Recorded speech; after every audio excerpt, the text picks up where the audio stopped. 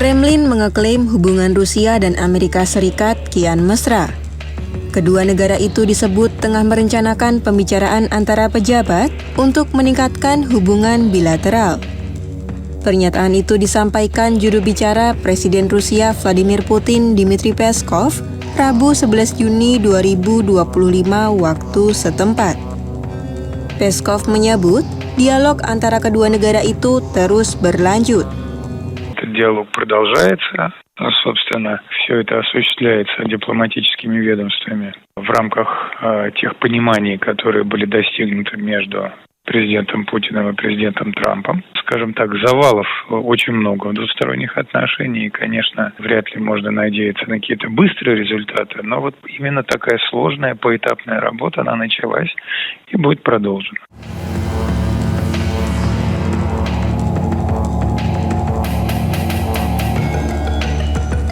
Niat peningkatan hubungan bilateral antara pemerintahan Vladimir Putin dan Donald Trump itu tentu mengundang berbagai pertanyaan.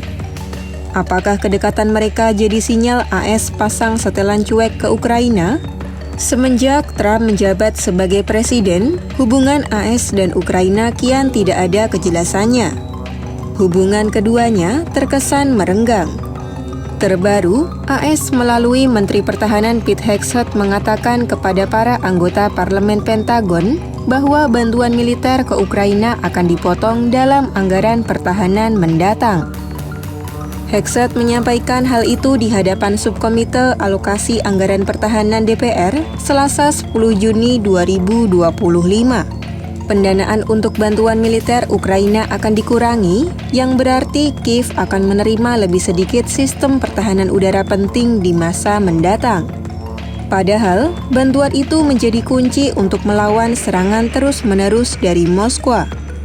Bahkan sebelum itu, Zelensky sempat melontarkan kekecewaannya lantaran bantuan 20.000 rudal yang harus dikirim ke Ukraina malah dialihkan Trump untuk penguatan militer AS di Timur Tengah. Belum lagi, seruan Zelensky untuk menjatuhkan sanksi ke Putin tidak terlalu dianggap serius oleh Trump.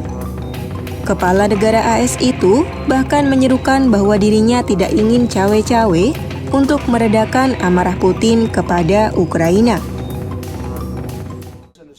Sometimes, and this is me speaking maybe in a negative sense, but sometimes you see two young children fighting like crazy. They hate each other and they're fighting in a park. And you try and pull them apart. They don't want to be pulled. Sometimes you're better off letting them fight for a while and then pulling them apart.